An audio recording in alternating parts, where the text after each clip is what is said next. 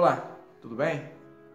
Estamos nós mais uma vez com o nosso MCI, Meus Conceitos sobre Israel, e eu estou aqui nesse momento juntamente com o pastor Nélio.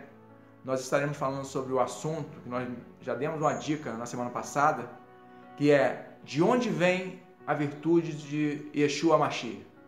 Como se deu, como aconteceu. Nós vamos estar relatando algumas coisas, fique bem atento a tudo que será dito nesse estudo para que você possa realmente não perder nada. Pastor Nélio, vamos lá. Como se deu? Há alguma explicação lógica, específica para essa virtude? Meu pastor, eu quero primeiro agradecer ao Eterno por estar nos concedendo estarmos aqui para falarmos dessas grandezas que têm suas complexidades, porque estamos falando de coisas espirituais, coisas da parte do Eterno. Pastor Francisco, para falarmos de Yeshua, dos poderes que ele praticava, os poderes que fluíam dele, é necessário a gente voltar lá no passado e a gente fazer algumas comparações. E uma delas que nós vamos buscar agora, para falarmos, vai ser sobre Moisés. Eu separei alguns nomes para nós estarmos comentando aqui. E um desses nomes é o próprio Moisés. Os sinais que ele fez, a aparição de Deus, o Eterno, de uma forma gloriosa para ele. Nós vamos procurar também ser sucintos, porque se formos detalhar aqui, nós não vamos sair daqui. Então, o meu pastor vai estar já lendo uma passagem e nós vamos dar continuidade após essa passagem que ele vai estar lendo. Prestem bem atenção no que diz o texto de Êxodo, capítulo 7, o verso 1. Então disse o Senhor a Moisés: Eis que te tenho posto por Deus sobre Faraó, e Arão, teu irmão, será o teu profeta. Nós já abrimos aí um caminho e passamos então a observar os acontecimentos. Deus pega Moisés, que está lá no campo com o rebanho do seu sogro Jetro, e aparece para ele numa sarça. E Deus tem um propósito, porque tem uma promessa com Abraão, Isaque e Jacó. E é esse Moisés, tirado das águas, que o Senhor vai usar. Mas ele é um homem temeroso, porque a gente sabe que ele fugiu do Egito por causa de ter defendido um dos seus irmãos e matado um egípcio. E 40 anos ele ficou fora, ele já estava com 80, se casou fora e etc. Mas o Senhor aparece para ele e quer que ele volte ao Egito. Para Moisés voltar ao Egito, o Senhor precisava dar a ele uma ferramenta de garantia, um sinal que garantisse, porque havia sinais também lá na vida de Faraó, com os seus mágicos, com seus encantadores. Moisés sabia disso, ele foi criado ali até seus 40 anos. E o que o Eterno vai fazer? Ele falou: o que tu tem na mão, Moisés? Eu tenho uma vara. Joga essa vara no chão. E jogou. E o Eterno não falou nada. Aquela vara se transformou numa serpente. E a serpente corria atrás de Moisés. Moisés, imagina a cena, 80 anos correndo da cobra. E o Senhor disse para que ele pegasse a cobra pela cauda. Ele pegou e voltou a ser um cajado, uma vara. E ele disse: coloca a mão no teu peito. E ele colocou a mão no peito, e quando Moisés tirou a mão do peito, ela estava leprosa, estava branca. E eu acredito que Moisés, olhando para a mão dele, ficou apavorado. O que é isso? Ele falou: volta a mão para o peito. E voltou, e a mão dele ficou limpa novamente. Esse texto está em Êxodo, no capítulo 4, dos versos 1 até o 7.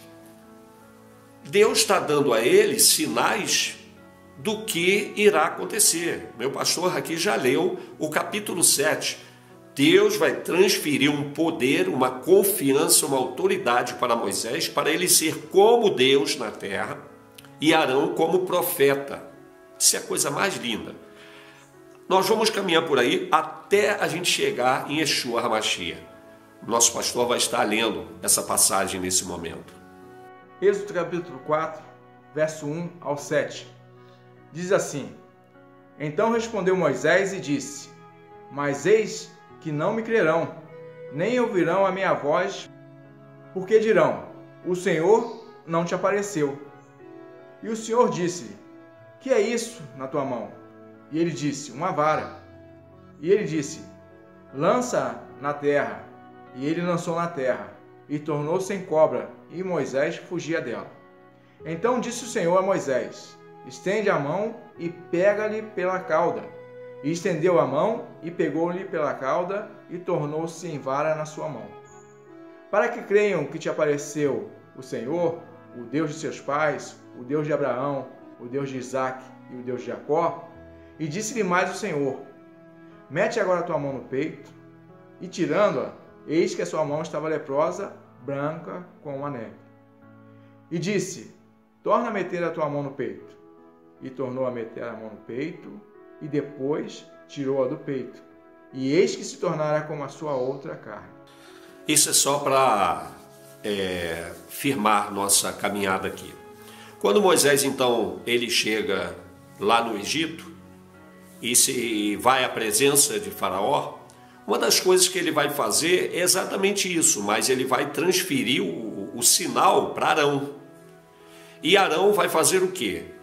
Ele vai lançar o cajado por terra, aquela vara, e a vara vai se tornar numa serpente.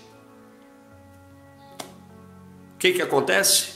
Os magos, os encantadores de Faraó fazem a mesma coisa. A Bíblia não relata, a Torá não relata quantos magos estavam ali, mas fala no plural, os magos, os encantadores, então provavelmente acima de 2. Mas vamos imaginar, tá? Vamos criar aqui uma cena que os magos, os mágicos, os encantadores lançaram suas varas também, seus cajados no chão, e todos eles se transformaram em serpente. Havia então um certo poder na vida daqueles homens. Só nós vamos ter que entender que poder é esse, tá? É importante vocês prestarem atenção. O que sucedeu? A vara de Moisés, no caso estava com Arão, tragou, engoliu todas as varas dos outros. Um fenômeno extraordinário. Ele parte agora para um segundo sinal, que é transformar a água em sangue. O que vai suceder? Os magos, os mágicos, os encantadores vão fazer também o mesmo sinal. Moisés parte então para mais um sinal, a mando de Deus, que é a praga das rãs. A praga das rãs. E o que acontece? Os magos também conseguem fazer, mas param ali. Eles param ali. E vem a pergunta: por que os magos não continuaram? Que poder era aquele que estava acontecendo na vida de Moshe, na vida de Arão, que os magos não conseguiram mais realizar os sinais que Moisés estava realizando? Provavelmente havia um competidor no mundo espiritual, um competidor com uma capacidade que talvez não fosse própria, fosse permitida pelo Eterno, porque nenhum ser abaixo de Deus, criado por Deus, tem o poder que o Eterno tem, a não ser que ele delegue. Mas eu acredito que ele fechou o poder, ele lacrou o poder daqueles homens que eles não conseguiram fazer mais nada. E Moisés, então, ele dá continuidade. Ele vai trazer a praga dos piolhos, ele vai trazer a praga das moscas, ele vai trazer a praga da peste nos animais, ele vai trazer a praga das úlceras, ele vai trazer a praga da saraiva, que é a chuva com relâmpagos, a praga dos gafanhotos, a praga das trevas e, por último, vem a praga dos primogênitos, a morte dos primogênitos, que a gente conhece já bem a história. Isso tudo foram sinais que Faraó precisava ver. Eu gostaria até de, com meu pastor aqui, estar entrando em determinados assuntos sobre esses fenômenos, mas nós vamos perder o foco, porque nós vamos querer chegar lá em Yeshua, lá na frente, e vamos ter que andar. E eu imagino a cara de Faraó, toda hora tendo que chamar Moisés e dizer: você ora o teu Deus para que essa praga X pare. Você ore o teu Deus para que essa praga pare. Por quê? Eu, observando essas passagens, até mesmo do que os magos fizeram, eram pragas dos magos passageiras. Só que a de Moisés eram pragas permanentes. Se Moisés não orasse ao Eterno, aquelas pragas não cessariam. E nós acharíamos coisas impressionantes, jogar o pó para o ar e virar piolho, né? A gente ficaria aqui se questionando em muitas coisas. Nós estamos trazendo isso aqui já de imediato. Por que razão? Porque quando Yeshua veio e começou a fazer sinais, disseram que ele estava fazendo aqueles sinais pelo poder de Belzebu, maioral dos demônios. Ora, se eu escuto uma coisa dessa e eu não estudo a Torá, eu vou ficar realmente flutuando, eu não estudo. Mas quando eu me volto lá para o Primeiro Testamento e vejo essas narrativas, esses acontecimentos, eu vou ficar realmente impressionado. E se eu fizer comparações, juntar as partes do Primeiro Testamento com o Segundo, eu não vou achar muita coisa que Yeshua fez escandaloso. Eu vou achar a figueira, porque ele foi buscar nela figo, e não achou, achando figo, ele disse: não coma mais de ti ninguém, e ela no dia seguinte estava seca. É lógico que pela palavra eu creio que foi de imediato.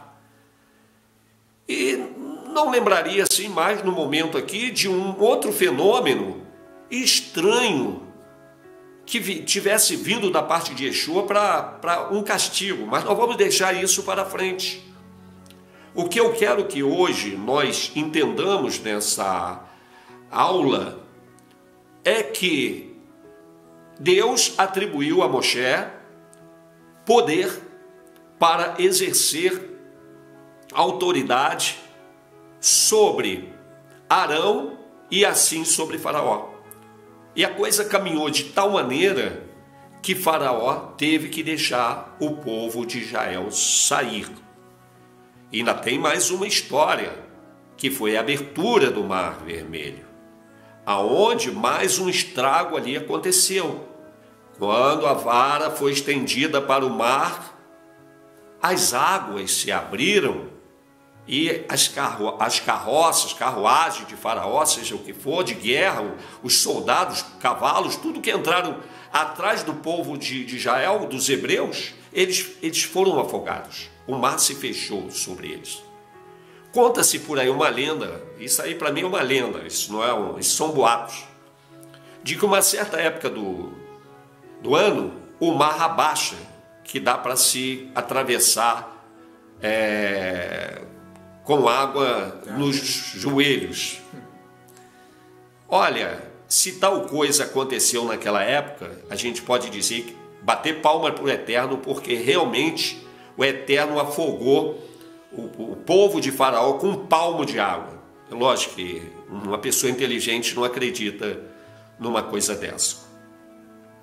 Eu acredito que meu pastor esteja ali também com um texto que ele gostaria de estar lendo, ou fazer algum comentário, porque a primeira explicação nossa, a partida nossa hoje é sobre isso. Moshe, ele teve a autoridade de Deus para fazer sinais. E nós vamos entender lá na frente os sinais que Yeshua teve. Poderes que o Eterno de Israel deu para Yeshua. Então ele não fez aquilo sozinho. Quando alguém levanta a voz para blasfemar dele, meu pastor, o que me passa no coração, eu repito, é o medo, porque digo como garantia, eles estão blasfemando contra o Eterno. Porque Yeshua nunca fez sinais inspirado por Belzebu. Se eu falasse isso de Moshe, eu não vivi na época de Moshe, eu não vivi na época de Yeshua. Mas os relatos nos levam a acreditar nisso. Eu queria que hoje você, judeu, analisasse isso com mais cuidado. Analisasse texto por texto, olhando o poder que estava por trás de Moshe, que estava por trás de Arão, que estava por trás de Josué, que estava por trás de Elias, que estava por trás de Eliseu, por trás de Gideão. E quantos nomes nós iríamos citar aqui? Que poderes eram aqueles? Eu sei que o pastor, ele está ali também querendo dar um parecer, e eu passo a palavra para o pastor Francisco nesta hora. Em virtude disso que o pastor está comentando, nós avaliamos um contexto dentro do texto. A autoridade que Moisés teve, ela foi delegada originalmente pelo próprio Eterno. E, consequentemente, o próprio Eterno, como no texto que nós lemos anteriormente, ele também disse que o próprio irmão de Moisés, Arão, seria o seu profeta, ou seria a sua boca aqui nessa terra. Mais à frente, como o pastor aqui bem disse, nós vamos estar relatando algumas situações a respeito de Yeshua, que nós vamos entender que o contexto ele se aplica também ao novo pacto, à nova aliança. Então, por isso nós pedimos a cada um de vocês, avaliem todos os textos, façam comparações, avaliem a vida de Yeshua, avaliem os feitos de Yeshua e veja se alguma coisa que ele fez não já tinha acontecido no passado. Se alguns dos milagres que Yeshua realizou, porventura não foi alguma coisa que já havia acontecido. Não é assunto do momento, mas nós vamos estar entrando sobre os profetas também que realizaram vários milagres, vários prodígios, que também Yeshua realizou. Então, nós entendemos pelo nosso conhecimento, bem raso, né? Mas que também não fica atrás de muitas pessoas, é que na verdade, Yeshua ele não imitou ninguém. Ele só fez algo que na verdade o Senhor, o Eterno, já tinha feito também lá no passado. E aí, como ele mesmo disse, ele não veio para abrogar a lei. Ele veio para que ela fosse cumprida. De forma nenhuma, meu pastor, nós estamos aqui polemizando as coisas. Estamos procurando esclarecer, porque o irmão sabe disso, eu tenho assistido alguns rabinos falando ao vivo ou gravando, e eu tenho medo deles estarem pecando contra o Eterno. Porque quando eles se voltam para falar de Yeshua, muitos até sábios, percebemos que eles são sábios, mas lhe falta alguma coisa como faltou no passado para aqueles homens que mandaram crucificar o Senhor, que gritaram, crucificam, crucificam. Que o sangue daquele justo caia sobre nós e nossos filhos. Queridos, todos os líderes são influenciadores. Nós aqui, embora estamos como pedras que clamam no deserto, eu, meu pastor e outros também, nós estamos temerosos com o que estamos fazendo. Estamos pedindo a vocês, que são influenciadores de judeus, cuidado com o que vocês estão fazendo. Porque ao invés de caminharmos, os judeus na direção do Eterno estão desencaminhando. Estão encaminhando eles para a direção de um homem que vai ser o falso Messias, porque não tem nele a eternidade física. Yeshua tem a eternidade plantada pelo Eterno no seu corpo. E nós já falamos isso em gravações passadas. Eu quero que o Eterno perdoe nossos pecados, como disse meu pastor aqui muito bem.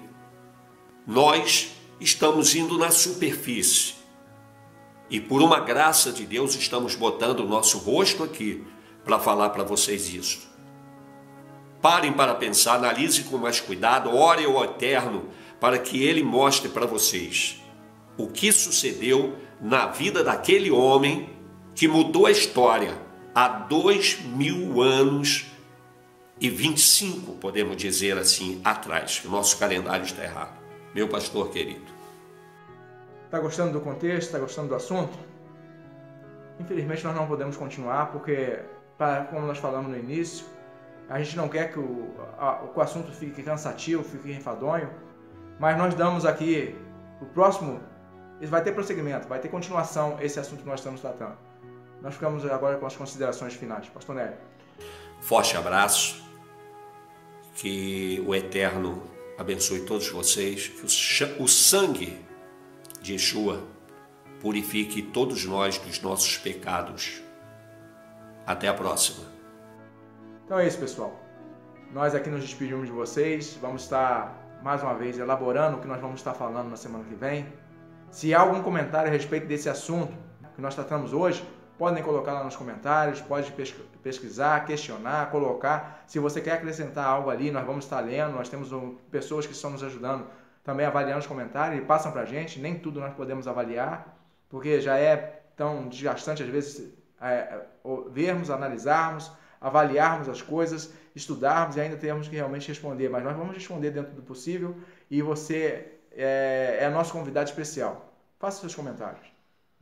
Como sempre pedimos, tudo com muito respeito, com muita reciprocidade, mas vamos estar respondendo dentro do possível. Um forte abraço a todos, fiquem com Deus e até a próxima.